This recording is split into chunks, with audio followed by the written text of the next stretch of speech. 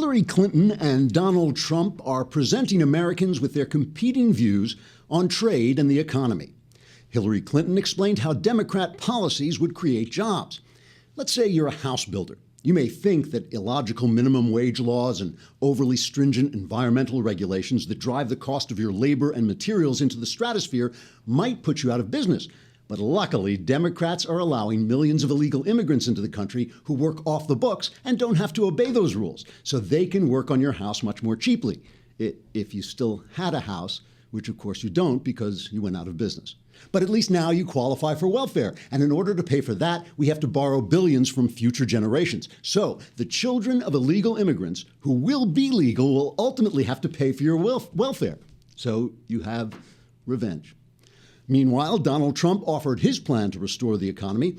Harking back to the 18th century necessity of funding the government through tariffs, Trump said that he would renegotiate our foreign trade deals, and if the British continued to interfere with our frigates, he would make common cause with the Cherokee and Iroquois Indian tribes to drive the redcoats from our shores. Trump said that other nations were stealing such traditional American jobs as pot making, spear sharpening, and bison hunting, but under a Trump economy, they would all come back. Most economists agree. Hillary Clinton addressed the issue of trade by saying she would make deals with foreign countries that would bring in hundreds of millions of dollars in order to ensure a very, very comfortable retirement, not only for herself and Huma, but also for Chelsea Clinton and probably the grandkids as well. These deals with such loyal American allies as Saudi Arabia, Kuwait, and Qatar would enable Mrs. Clinton to help clean up the environment by shutting down American coal, oil, and fracking industries while still getting us enough gas to fuel our cars by buying billions of dollars worth of oil from Arab nations who could then continue to fund the Islamist terrorist groups who kill us, thereby causing there to be fewer Americans who need work and bringing down the unemployment rate. Donald Trump countered that he would bring down the unemployment rate by ending free trade so that we no longer had to buy goods from foreigners but could simply trade with one another. This would cause less competition, driving up prices, which means we would all get more money for what we sell and therefore have enough money to pay for the exorbitant prices of the things we buy, causing the prices to go even higher, so we would have even more money to pay for the even higher prices until finally a pack of gum costs $7,000 and you can make a fortune just by selling gum. So you can afford gum. Commenting on the candidates' competing ideas, President Obama said, gosh, they all sounded good to him, but then he didn't know much about the economy and was sure glad it wasn't up to him to do anything about it. Trigger warning, I'm Andrew Klavan, and this is The Andrew Klavan Show. You know, I have a new theory about what's going on. I always try to expand my theories to take in more of the facts. My new theory is that Shapiro and Jeremy Boring, the editor-in-chief of the Daily Wire, have taken over all my devices and are feeding false news to try and get me to believe that America is going to nominate Donald Trump and Hillary Clinton to run for president. I think they're in the next room giggling like children going, I think Klavan bought it. I think he thinks Hillary Clinton and Donald Trump. All right. If the two of them, I go from one to the other. It's like watching a ping pong match. If a lie could lie about being a lie, it would still be more honest than Hillary Clinton. It'd still be like ahead of the game. And Trump, what Trump is like, he's like one of those old flying machines that they used to build before they discovered Bernoulli's principle, where they would build these wings and all this stuff, and it would look great, and the guy would jump off the cliff, and they would try and put a good face on it. They would say, hey, he flew 100 yards. It was just straight down.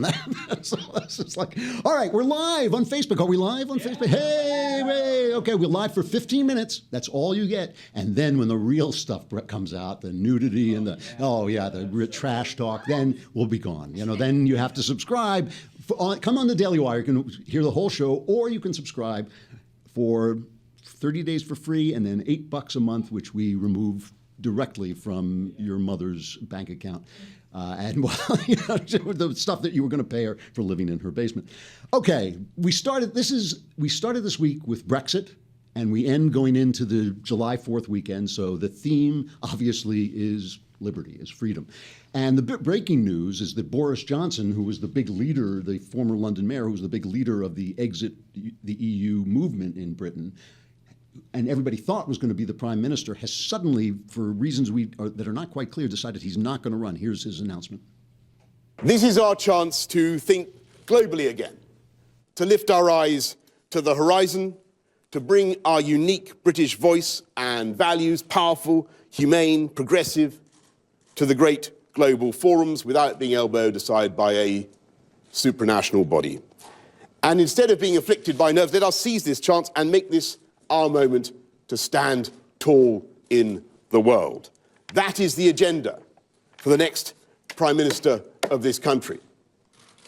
But I must tell you, my friends, you who have waited faithfully for the punchline of this speech, that having consulted colleagues and in view of the circumstances in Parliament, I have concluded that person cannot be me.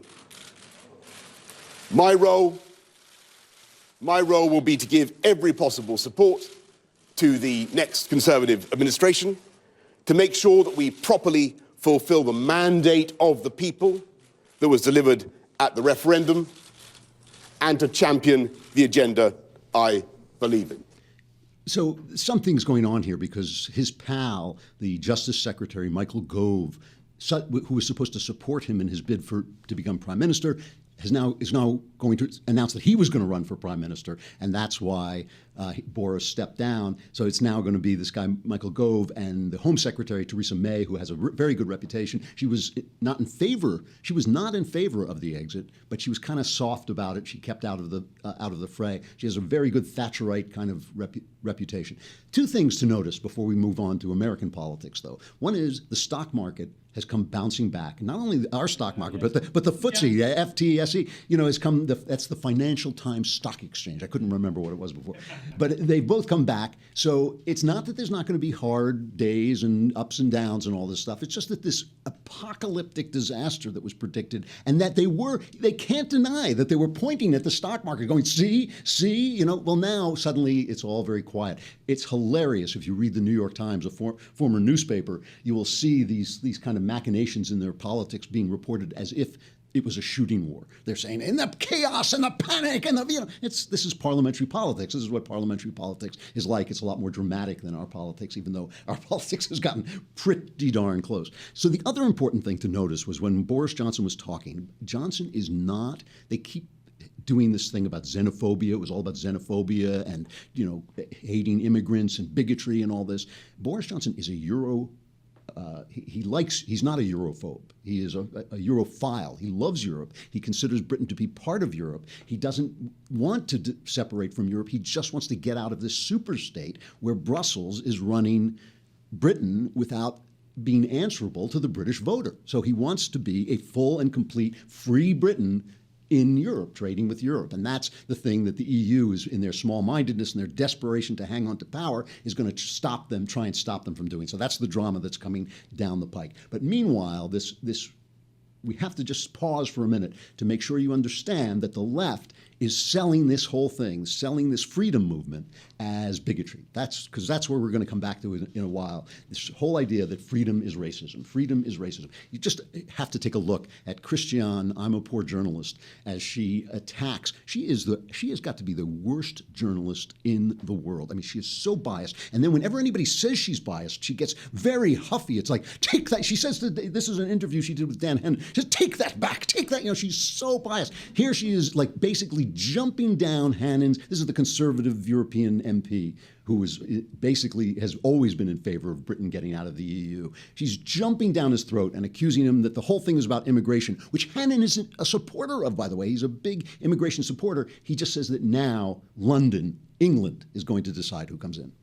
You're saying that parliamentary sovereignty could quite easily allow the same number of people to keep coming in? That would be a decision for Parliament. That's how democracy works. You have got to be kidding me. What? This whole thing was run on... Can I play for you? You guys have been shouting racist so long you weren't listening to what we were actually saying. Did I say that? You retract that right now. Did I say that? When have I ever made immigration my issue? Did I say that? You have accused me of backtracking, and I want you to give me one bit of evidence that I ever said anything different from what you've just quoted. Well, that was fair. And she only does it to the people she opposes, by the way. She let the other guy, on another interview she did, she let that guy run on until I was dozing off, the pro-Europe guy. She just let him go on and on in this drone.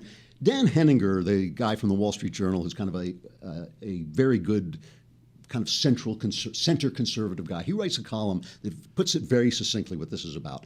The vote by the people of the United Kingdom to separate from the European Union was actually Brexit, the sequel. The first Brexit vote took place 35 years ago in the United States with the election of Ronald Reagan, who carried 44 states.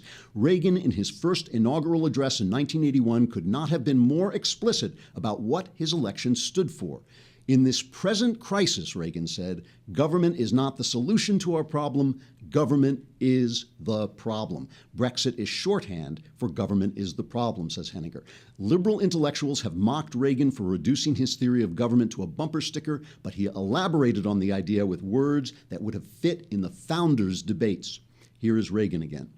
We have been tempted to believe that society has become too complex to be managed by self-rule, that government by an elite group is superior to government for, by, and of the people. But if no one among us is capable of governing himself, then who among us has the capacity to govern someone else? Perfect logic. This thing about everything has gotten too complicated. It basically started with Woodrow Wilson. He was the expert, he was the intellectual, he was a very Obama-like figure. I think he was a terrible president, but he was the first guy.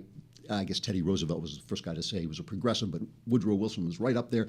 He was, said that the experts, it's gotten too complex. Experts have to run the country. FDR, the same thing. Experts have to run the country. Obama, the same thing. He said, I wish I could just sit down with the experts and solve all our problems, but I've got this crappy democracy thing that keeps getting on our way. So Donald Trump has tried to pick up, he's not an idiot. He's tried to pick up, I take that back. But he's not this kind of idiot. He has tried to pick up on that populist feeling with this speech he made earlier in the week about the economy that was just, listen, there's a poll out today from Rasmussen, kind of an outlier poll that has him ahead, that has Trump ahead.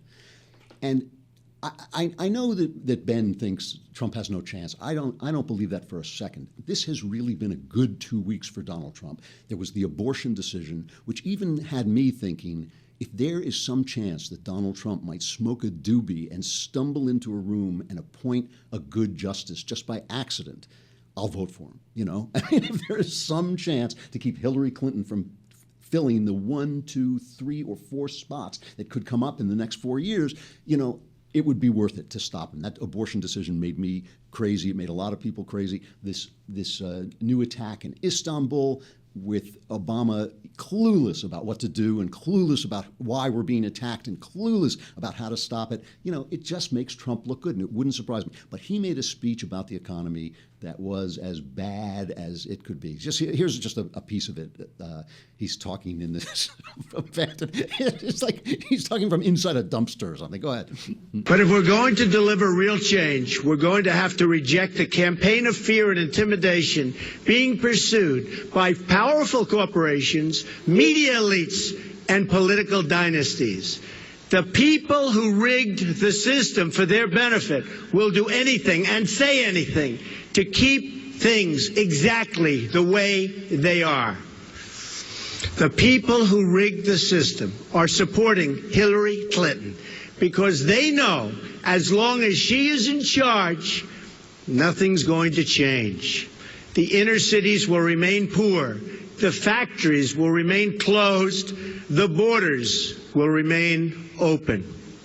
The special interests will remain firmly in control. Hillary Clinton and her friends in global finance want to scare America into thinking small. And they want to scare American people out of voting for the better future. And you have a great future, folks. You have a great future. These people have given her tens of millions of dollars. My campaign has the absolute opposite message. I want you to imagine a much better life and a life where you can believe in the American dream again. Right now, you can't do that. Now, that's what Trump is really good at. What Trump is good at is getting to the problem, touching that tone of, working class anger. We've been cheated. We've been robbed. We was robbed, the whole thing. But when he starts talking about, he's going to destroy NAFTA, he's going to get rid of free trade, he's going to put tariffs. I mean, tariffs. I don't want to get into the high weeds about this. It's just the ideas are bad. The ideas are bad. The more people you can trade with, I mean, it's simple logic. If I sell books. If I have a book to sell, there are 3 people in this room. I can get a better price if I have 15 people. I can get a better price if I have 30 people. And yes, jobs and cheaper goods are going to come in from outside, and some jobs are going to leave. And at the end of his speech, at the end of Trump's speech, after talking absolute pure protectionist nonsense, Trump got to the real problem for like one sentence.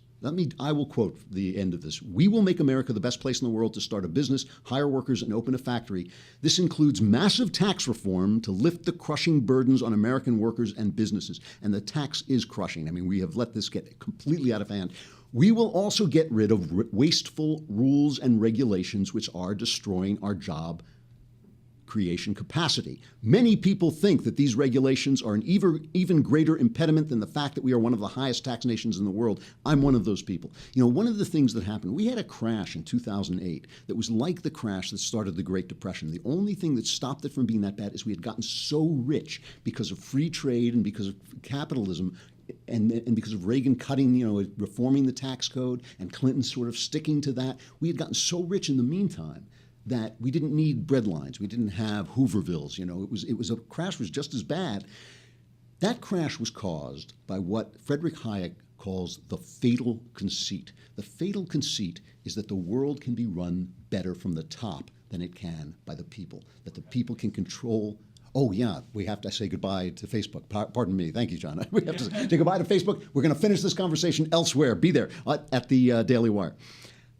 The fatal conceit is that people at the top can run the economy better than people at the bottom, than the ordinary guy making his own decisions, okay? And this is, in 2008, we had a crash because the government said to people, said to the banks, you have to loan money to people who can't afford to pay it back because they're black and you're being unfair to them by you're being racist. They weren't being racist. It was shown later in studies that they weren't being racist. They just weren't loaning money to people who couldn't pay it back. So with government fiat, with government backing, they started loaning money to people who couldn't afford it. Those loans went into the economic system with a Wall Street out of control. The Wall Street started packaging them and selling them again and again and again, so that it was like a poison set out by the government. The poison was released by the government, spread through Wall Street.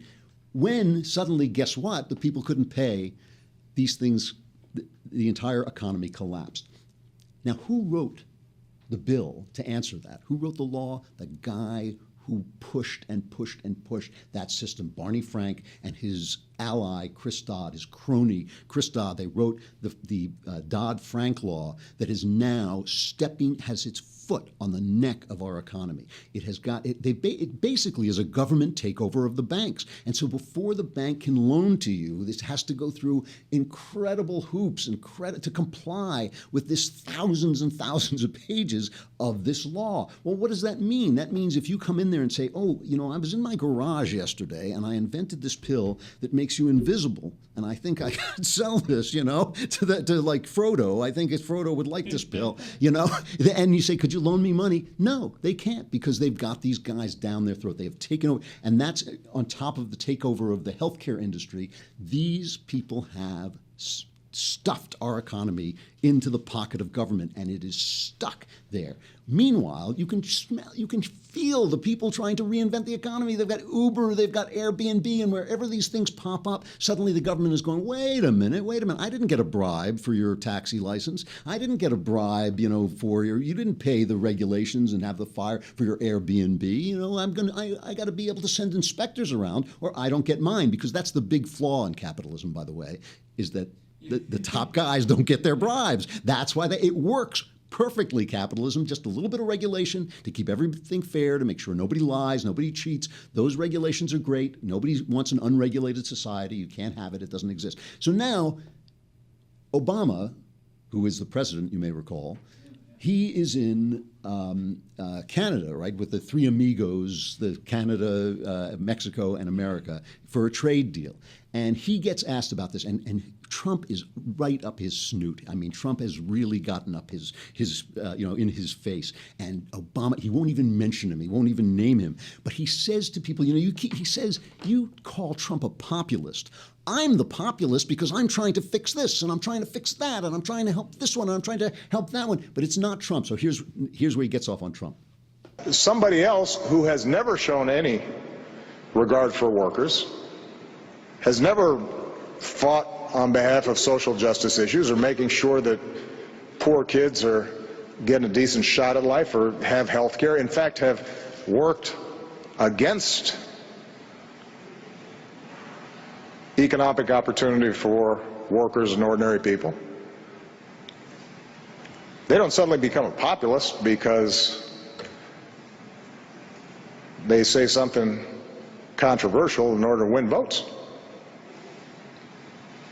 It's not the measure of populism. That's nativism or xenophobia. Or worse. Or it's just cynicism. So I would just advise everybody to be careful about suddenly attributing to whoever pops up at a time of economic anxiety the label that they're populists. Where have they been? Have they been on the front lines working on behalf of working people? Have they been carrying the laboring order to open up opportunity for more people? Now, there are people like Bernie Sanders who I think genuinely deserve the title, because he has been in the vineyards fighting on behalf of these issues. And there, the question is just going to be, all right, we share values, we share goals, how do we achieve them? He's a socialist. He just said it. He's a socialist. Guy is completely deaf to what the people are saying. What they're saying is, we want to fix it. We do it. You can't do it. You cannot do it. But this is what Obama sold. Remember the poor little zombie kid who was forced to sing that Obama song? We have her. Play her. We blanked out her face for her future. We're gonna spread happiness. We're gonna spread freedom. Obama's gonna change it. Obama's gonna lead 'em. We're gonna change it and rearrange it. We're gonna change the world. I hate to think that kid is sitting in a bar somewhere now with a double bourbon going, that didn't work out. Give me another way. And my mom made me do it. Don't blame me. Just pass me another drink, would you please? It's like, I mean, this is the thing he sold us. He's going to change it. He's going to fix it. He doesn't hear what Trump, I'm not even sure Trump hears it, but he somehow has an instinct for it, that we just want to be left alone. We want these guys out of our banks. We want them out of our businesses. We want them out of our workplaces. Yeah, safety regs, a few safety regs, a few health regs, we get it. We get it. We need a government. We're not angels. But, this has become absurd. And they use the environment, and they use this economic panic on Brexit. It's all about making you afraid to take control of your own life, okay? And the other thing that they use is this racism thing. Here's Tavis Smiley. You heard Obama say it. This is xenophobia, it's nativism, or worse, meaning racism. Tavis Smiley, the talk show host from PBS, guy I really cannot tolerate, and he's on PBS. He alone is a reason to stop funding PBS through the government. Here's Tavis Smiley telling what he thinks of Trump. We've been talking a lot on this program, some great conversation today, John, about economic nationalism, and about globalization, but what some view as retrenchment, others view as race baiting. David Cameron made a huge turn to the right last year. He threw immigrants under the bus, tried to distance himself from the refugee crisis, tried to connect then-candidate Khan, now the mayor of London, to ISIS.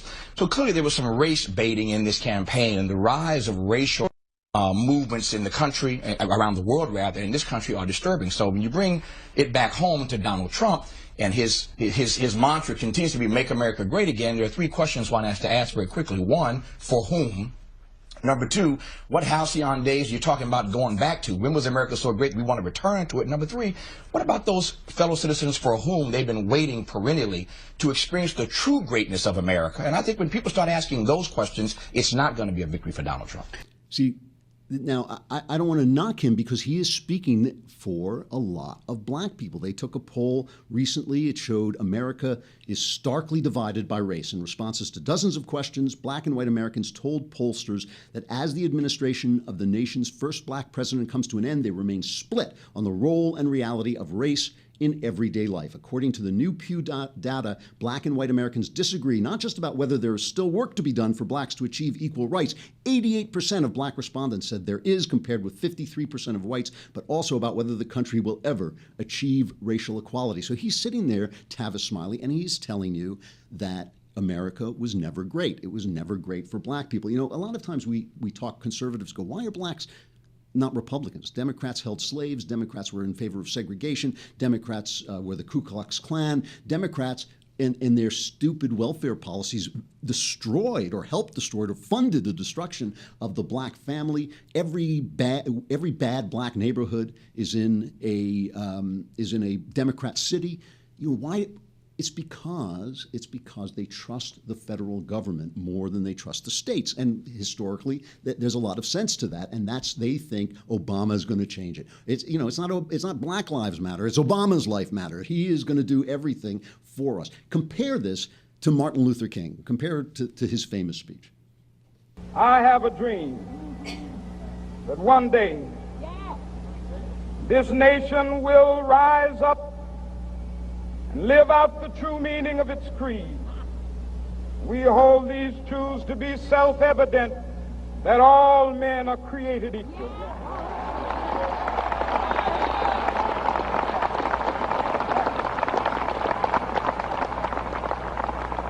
I have a dream that one day on the red hills of Georgia, the sons of former slaves and the sons of former slave owners will be able to sit down together at the table of brotherhood. I have a dream that one day,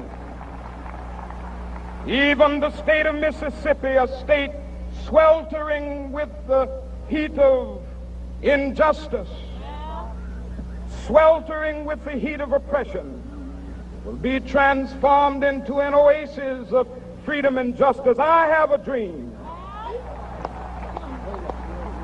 that my 4 little children will one day live in a nation where they will not be judged by the color of their skin, but by the content of their character. I have a dream today. So it's not that America was never great. It is great. Its creed is great, and it needs to live into the meaning of its creed. And you cannot judge people by the color of their skin. This is so basic to everything we think, everything we feel. And the Supreme Court is, extenuating affirmative action, which goes totally against this, that we judge a person on the content of his character. Now, when you do that, everything looks a lot different. Black Lives Matter, Trayvon Martin case looks a lot different when you judge it not on the color of people's skin, but on the content of their character. All those Black Lives Matter cases look a lot different. The great paradox of freedom, as we go into July 4th, the great paradox of freedom is this: that freedom is a quality of individuals. You are not free if you can't do what you want, if you can't buy what you want, if you can't sleep with who you want, if you can't go and do and say what you want. That's what you're free. Individuals are free.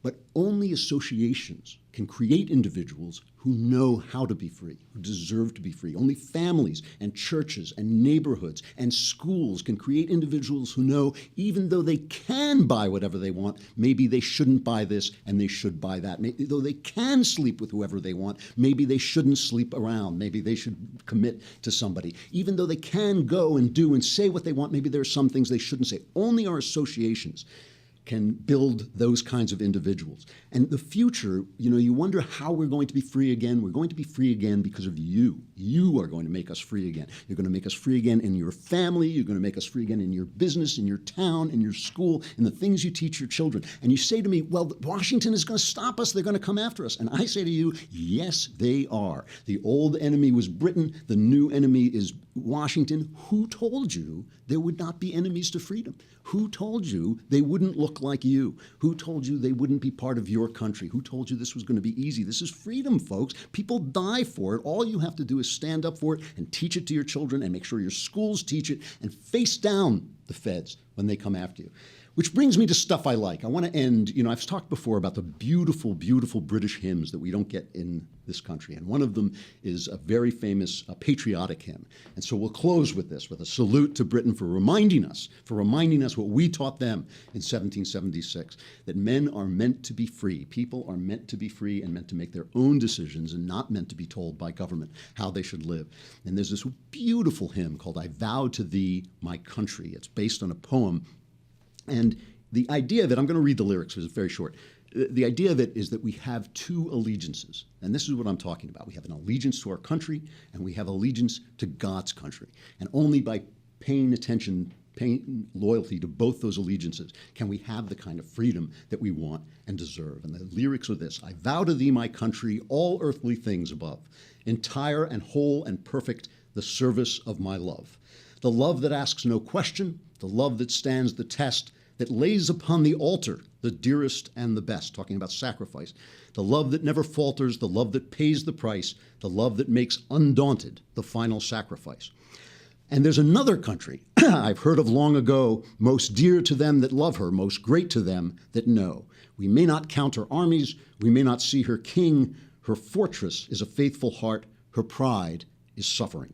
And soul by soul and silently, her shining bounds increase, and her ways are ways of gentleness, and all her paths are peace. Have a glorious 4th of July. I'm Andrew Klavan. This is The Andrew Klavan Show, and we'll see you again on Tuesday.